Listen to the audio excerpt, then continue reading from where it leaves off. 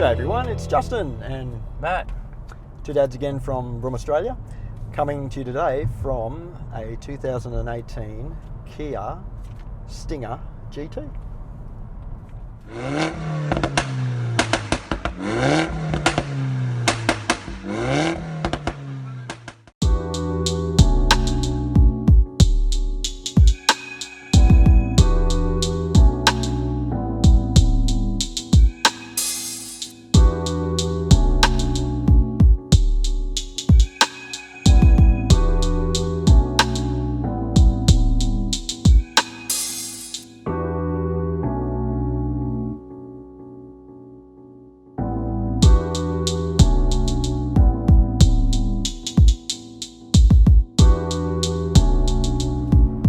Now, mate, this is the one that we've all been dying to have a try of, isn't it?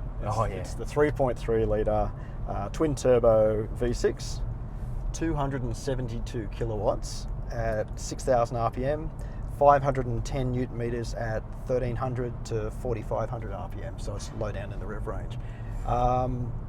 Mate, you've had a little drive of this thing so far. Give us your driving impressions. What do you think? Yeah, first press of the pedal and you can feel that torque down low from 1,300 RPM. Yeah. It really comes in on a rush.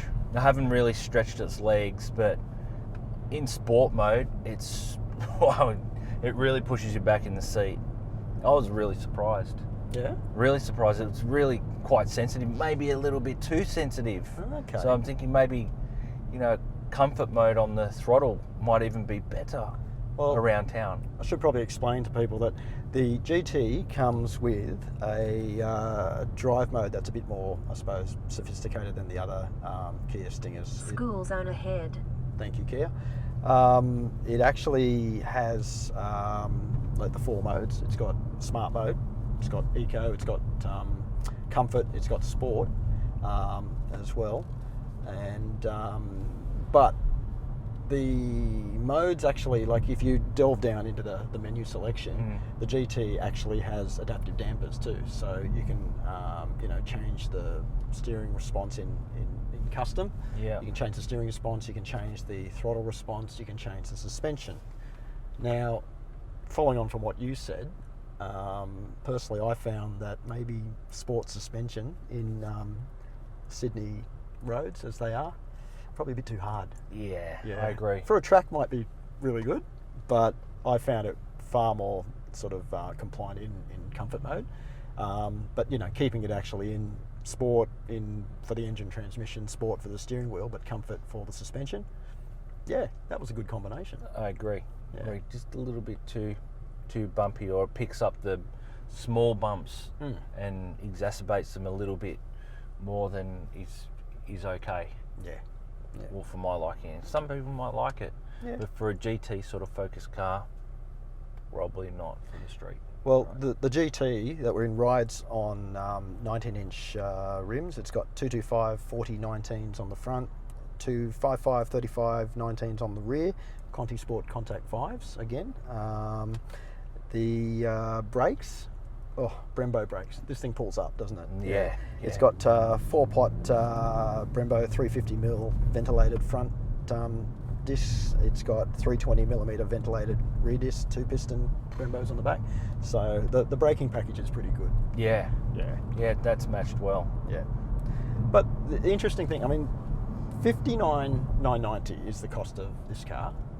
It comes in two other versions, the V6. You get a 330S model, which is like the basic V6 model, $48,990.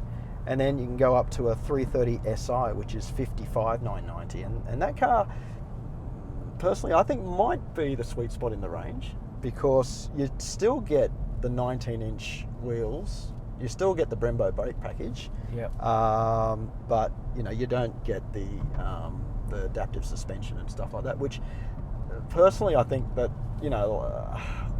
I think, like I said, in comfort mode it's fine. I don't have a problem with that, and you still get good turning. Exactly. It still feels very sporty. The Australian Kia suspension tune for this car is pretty good. Now, I'm sure that there's a lot of aftermarket companies that are looking at the Kia Stinger, and you could probably look at you know, getting suspension upgrades and stuff like that. But when you've got electronic dampers, it makes it a lot harder to get those suspension upgrades, doesn't it? It's a lot easier on a car without electronic dampers to upgrade the suspension. Exactly. Yeah. So So it does the luxury car thing really well, doesn't it? Like as a family car, fun, definitely. Yeah. I'll give it that. Yeah. Family friendly, definitely. 100%. It's got the room in the back, but you know, for the way it presents itself, it feels like a luxury car, doesn't it? It sure does. Yeah. I mean, Napa leather seats in this thing. It's got like every, you know, convenience item that known to man in this thing. It's pretty good. So For that price. yeah, Far yeah. out. And just the, you know, the dash and the way it presents, it feels like a very upmarket German brand, doesn't it? So Well, exactly. I think we were saying some of these look like they're from the parts bin from Mercedes-Benz. yeah, Like yeah. that's impressive. Maybe the plastic quality might not be the same as you know, Benz or something, but the design certainly is. Yeah, It's really good. They've So, done that really well. yeah. They really have done it very well. It feels really nice to be in here. I think performance, like, well, bang for your buck for one of these things, yeah, really, really good, isn't it? Mate, in a straight line, it goes well. Yeah, yeah. Like I guess, like we said in the previous video, for people out there, mums and dads, you know, used to a rear-wheel drive Australian performance family car, you can't get them anymore. Australian built, I should say. Yeah. Have a look at one of these. Like this is the great successor to one of those. It really is. Yeah. It really is. And it does. It looks good too. Oh, it does. It really does. It looks great. In this colour combination as well, really nice. So you've got some options there to make it look smart. Yep. That you know, that we're talking about the Aussie car that, you know, you got a bit of torque, you got that overtaking possibility. Oh yeah. This has it. Yeah. This does that very well. I think as a long distance tourer, this thing, I mean, it lives up to its name. It's a GT, isn't it? Oh, definitely. Yeah, And it nails that very well. Yeah, I think Scott took it for a bit of a run on the weekend, bit of a trip, and he said exactly that. He said it makes a really good long distance, comfortable, sporty car. Yeah. So that's really good. Yeah. Now, in the city, I think it does okay as well. Yeah. It does pretty well. Fuel economy wise, I think we were saying before, what's that punching out? 10.2 litres per 100 Ks, runs on regular unleaded. That's the combined figure. Yeah. But, you know, considering for a car that puts out 272 kilowatts, that's not bad. Yeah. It's 8-speed auto, paddles in the thing. Manual's not available. So The gearbox is great. It's matched up really nicely. Yeah. Yeah. It's pretty It good. drives well. I'm really enjoying it. I'd actually like to take it for a more spirited drive. Yeah. I think it'd be quite fun. It's one of those cars I found over the week that the more you drive it, the better it is, actually. It's one of those ones like that. Yeah. But, mate, I've got to say, there are maybe a couple of things that I would, like, if I bought this car, the first thing I would do, I'd be down to an exhaust shop, because you can't hear the engine and the exhaust in it.